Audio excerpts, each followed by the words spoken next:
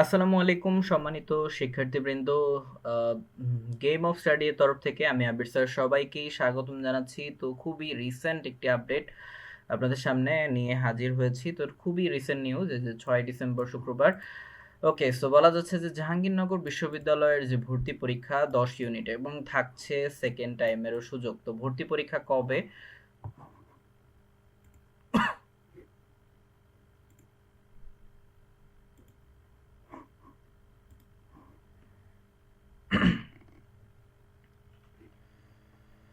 আসসালামু আলাইকুম সম্মানিত শিক্ষার্থীবৃন্দ।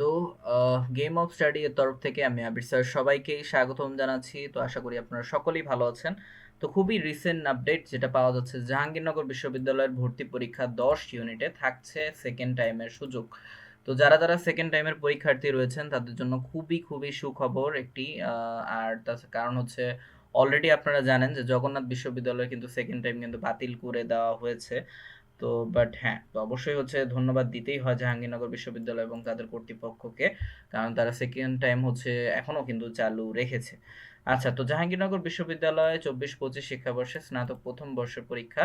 তো সম্ভাব্য তারিখ মোটামুটি আমরা জানি যে পরীক্ষা শুরু হবে 9ই ফেব্রুয়ারি, ঠিক আছে। আর অনলাইনে আবেদন কিন্তু জানুয়ারির 1 তারিখ থেকে শুরু হবে আর আবেদন চলবে 21 জানুয়ারি পর্যন্ত।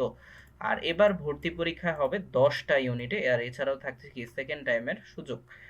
ওকে, তো মোটামুটি কি ইউনিট আছে না আছে মোটামুটি সকলেই আশা করি একটু জানেন, বিশেষ করে হচ্ছে যারা জাহাঙ্গীরনগর বিশ্ববিদ্যালয়ের জন্য হচ্ছে পরীক্ষার প্রস্তুতি নিচ্ছেন তাদের জন্য। আর নর্মালি হচ্ছে আপনার যেগুলো যেগুলো ইউনিট আছে, কয়েকটা ইউনিটের নাম আমি বলবো, যেমন হচ্ছে আপনার গাণিতিক এবং পদার্থ বিষয়ক অনুষদ, যেমন এই ইউনিট এর অন্তর্ভুক্ত বিষয়গুলো এই যে এখানে কিন্তু লেখাই আছে।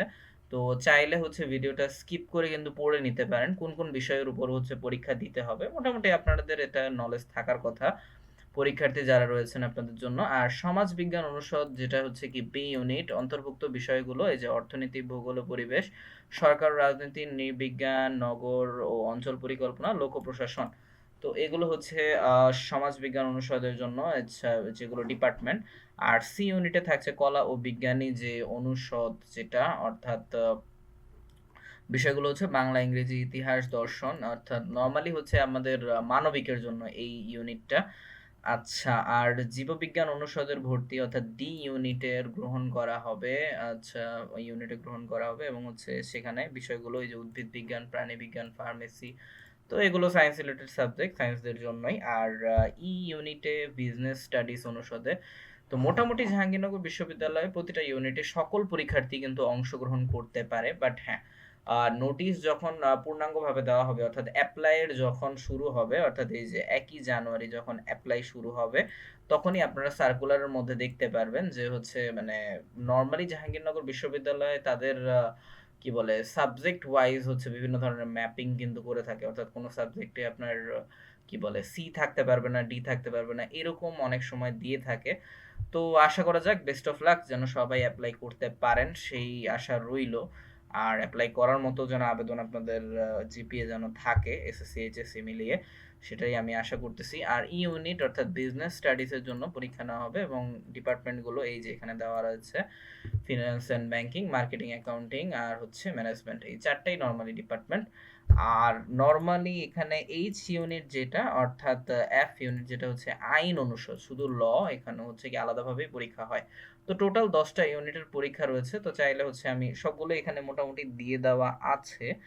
তো চাইলে হচ্ছে এই যে আই ইউনিটও আছে, তো এখানে আপনারা চাইলে ভিডিও পজ করে দেখে নিতে পারেন। তো ইম্পর্টেন্ট যে ডেট সেটা আমি অলরেডি বলে দিয়েছি যে আবেদন নর্মালি আপনার শুরু হবে অনলাইনে আবেদন 1ই জানুয়ারি থেকে, আর আবেদন চলবে 21 জানুয়ারি পর্যন্ত। তো আনুমানিক 21 দিনের মতো সময় কিন্তু থাকবে। তো অনেক সময় আমি বলবো বাকি, বাট তার আগে অবশ্যই হচ্ছে আপনারা ভালোভাবে প্রিপারেশন নিয়েই পরীক্ষাগুলো দিবেন অবশ্যই। আর এছাড়া অন্যান্য ইউনিভার্সিটির জন্য যেই লেভেল মানে যেই হচ্ছে অ্যাডমিশনের পরীক্ষার্থী যেই থাকুন না কেন, তাদের সকলকেই আমার তরফ থেকে best of luck. Okay, so আজ তাহলে আমি আবির স্যার এখানেই বিদায় নিচ্ছি। আল্লাহ হাফেজ।